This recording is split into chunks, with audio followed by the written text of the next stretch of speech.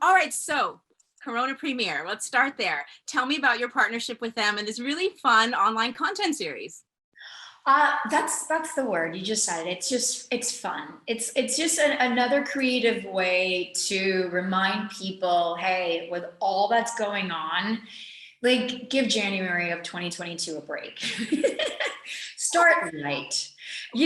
Create a gradual ascension into your goals so that you don't burn out by January 31st and then by November you're completely depressed, Like that was the whole thing. Achieving balance means that instead of going from one extreme to the other, how about just gradually doing it? And this slogan of like la vida más fina, like life, it's just about like the levity of life, the lightness of life. Just enjoy things, but you curate them, moderate them, balance them out. So for me, I know that I have like a super full workflow, and I'm a full-time mom and a full-time everything, and I have to work out and eat healthy and do this program and do this and go to this and travel here, and it's like I like to indulge in the pleasure of having a beverage. Um, but I don't want to deal with the guilt, in the evening of like, I did this and it was, oh my God, all these calories. And it's not even about the vanity too. It's also like the health factor. Having a little Corona premiere makes you feel like, oh, I have it all. And I was okay. I was more than okay. I was good. Yeah. And I know that many people do not have the luxury of drinking, alcoholic beverages. And one, I'm very proud of the ones that made the choice, and two, I'm very compassionate for those that are facing this reality. But for many of us who believe that we still can, this is a way. This is a way of doing it and not burning out or feeling like a failure or adding extra pressure to yourself. I love it. That's so beautiful. And of course, thank you for taking into account those folks who can't indulge, but it's a beautiful opportunity if you can. I want to talk about the playful side of it and this motto, achieve more by doing less, because this resonates with me. And I want to know how it resonates with you. Well, I mean, think about this. You finish a workout and you're cooling off. You sit down, you start a book, or you start cooking for, because you're prepping for a meal or something. You don't want to indulge in a full beverage that's going to have all these calories and all these carbs and everything, because it kind of like annuls everything that you just did earlier. But by having a Corona Premier, 90 calories, you feel like it's like a win-win. You know what I mean? Like, so I don't know. We just thought it was funny. Like doing it like after a workout, not completely after a workout, but like cooling off. We just thought it was going to be hilarious. And I thought, well, hey, that's what I do. So Yeah, well, you know what? It makes me want to get a beer in my hand, sit on a beach, or be in a sauna. So it's working. So again, you talk about the wellness, and you've already touched on this a little. Briefly, what would you say is your number one wellness tip for 2022? kindness, Mm, self-kindness, I think it's really important. It compels you to slow down, to assess yourself, to feel yourself. It's like, oh, I'm here. This is me. Let me take a deep breath. I can't figure this out right now. I'm feeling really impotent. So let me just walk away from it for now. Let me focus on my breathing. Let me just get my thoughts to be still. Let me go take a bath. Let me do this. And then let me readdress this from a different angle, in a different attitude. I think it's really important because there's so much that has been going on. That always goes on, but especially in the last 3 years, we've all been individually feeling the weight of the world, and so not being kind to ourselves really adds a lot of overstimulation and pressure, and just conflict, yeah. whether it's internal or external. So slowing down by being kind to yourself compels you to also be kind to those around you. So I've been focusing a lot on that. I love that. That was on my New Year's resolution too, because Goodness knows. We could stand to be kinder to ourselves. We're hard on ourselves. All right, we're going to jump forward to this work that you've been doing. You posted a picture of yourself of Gamora on your Instagram, and we went crazy for it because that's epic. So I want to talk a little bit about how does it feel for you to be back with your Guardians of the Galaxy crew? And by the way, back in that makeup chair. I mean, I'm a lot crankier, but I am a lot older. So I guess like I'm feeling my body a lot more and my skin, really just like I kind of fall apart. Like Karen and I were talking about it. It's like, oh my God, like it's a bittersweet experience because I'm so excited to be back with the gang and be playing Gamora and Karen to play Nebula. But we do feel like we're falling apart every time we're going through all that makeup. And even though Dave was not a part of that conversation, I'm pretty sure he kind of sympathizes with it. But yeah, I think that the word is bittersweet. This is what we've been told is like the last round for Guardians. I mean, I know especially it might be, it is for Gamora because she is no longer a Guardian. And but it also gives way to all these beautiful memories and a lot of gratitude for the past 8 years of being a part of something that really created an impact, that raised awareness and celebrated the underdog, that like all the misfits united come together, and for one night, for one movie, we feel like the number ones, and so it just feels special all around for sure. Well, that's gorgeous. Yeah. Yay for the underdog. Yeah. So I want to fast forward to Natiri because I don't know how you're doing it all. I do not know how you're doing, but we're so excited for Avatar coming back. What an impactful movie that was. I mean, for just hundreds of millions of us, my family as well.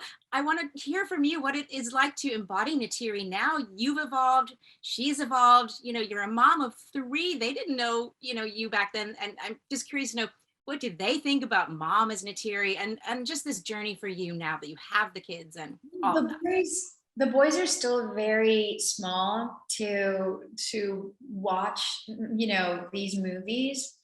We have really tender children that even though they say yes, the moment you put on a Marvel movie, they get very overwhelmed and they turn it off, and they're still very gentle. So I think we're doing a good job, I hope.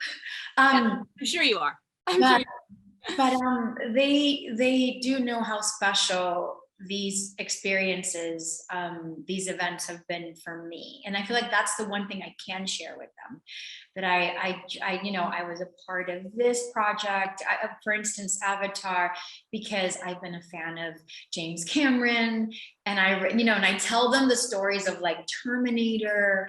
I can't show them the movie, but I'll tell them the story of Terminator, and it's just like they're like their eyeballs are like super big, and I shared to them like how special Jim means to me because Mr. Cameron really just picked out this girl from Queens, and out of thousands of girls that he had seen, and he felt that I had what it took, to incarnate Neytiri, and that will forever be one of the highlights of my career, if not the biggest highlight of my career. And I also, and he was my number 1 director. It was him and Tony Scott. Like I love their work, and so I share with them that. I do know that you are all going to be blown away with the saga. It is a saga, and and Jim literally left no rock unturned. So he's going there. He's going to make us go there with him, and it's going to be special. And I feel like he is a very special creature because he's always been light years ahead of his time. So he was talking about machines and technology and environment decades before we were even thinking this was a possibility. And here we are today, like 10 years after Avatar 1.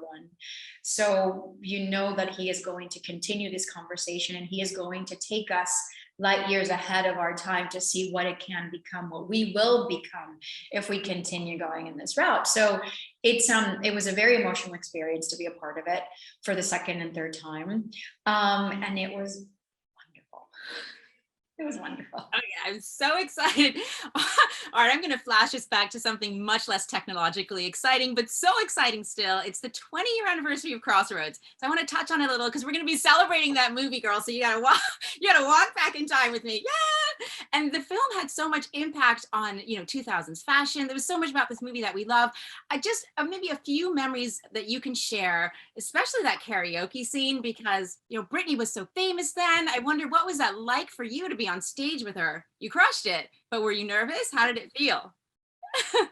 No, I think that all the nerves like left my body after the first table read. She was so approachable, a gentle soul, really positive spirit, very engaging, very welcoming, and I feel like still to this day, she must still be that way. I'm so proud of her too for stepping up for herself. And I know that she's been through a lot. So now getting to hear Britney's voice when she speaks her truth is powerful. I've always said that she just was the kind of individual that you meet, and she's genuinely sweet, and I always remember that about her. Are you friends? Do you stay in touch? No, we never connected in that sense, but indirectly through people that we know in common, we always send each other sweet messages.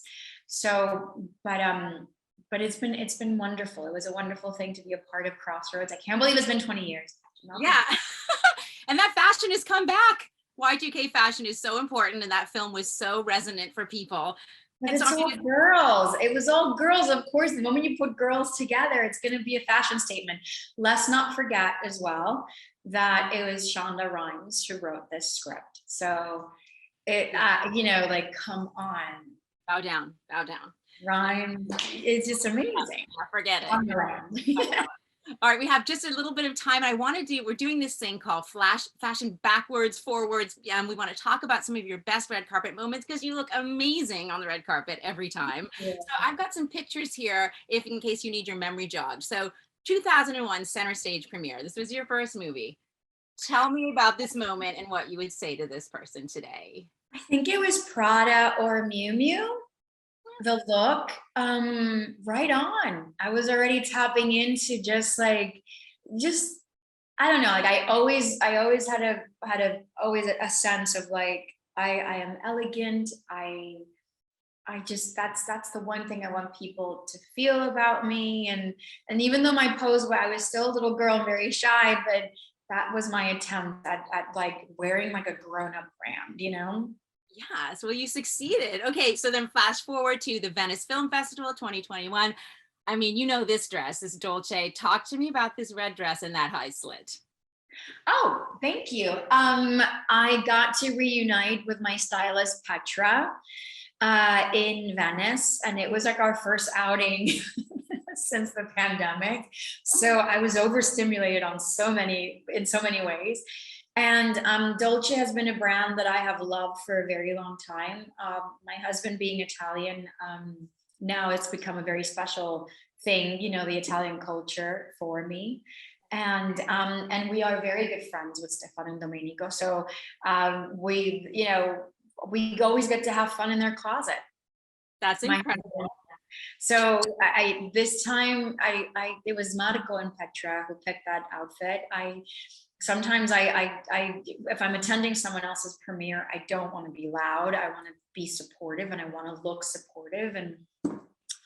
But my husband wanted me to wear red and be the most beautiful woman in the room. So that felt great. As you were. Oh my God, stunning. Last one. This is our favorite. It's the 2015 Oscars. You were wearing Atelier Versace. Somehow, just after having twins, you don't look tired. You look stunning. How did you feel pretty in pink in this moment?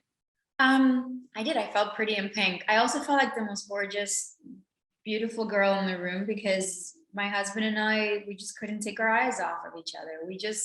We were coming off of this high of becoming parents. So, I mean, we were euphoric 24/7. And it was, it was exciting attending that my very first outing with my partner in crime, who I just had created something really exciting with. And we were just having fun, and I was starving. I do remember I was starving. I do remember that I was still breastfeeding. So I was nervous about the length of how, how long I had to stay. So I had a cutoff. I presented and I left. I pumped, and then I went to the Vanity Fair, party. It was amazing. It was a win-win. Oh my God, incredible. Oh my God, you pumped in there. I bow down. Come on, it's normal. We have to normalize it. I pumped all the time, girls. We pump. It's totally fine. Everywhere. You're like, I am still going to change outfits. I am still going to go to this party, and I'm still going to have that drink. Thank you very much. She needs. It's all good. Yes, I love it. Yeah. I've taken all the time I know that you have for us today. Thank you so much for spending a little time with me and Access Hollywood. We're so excited for everything upcoming for you. So Thank you. Thank you for the interview. I loved it. Happy New Year. take care. Bye.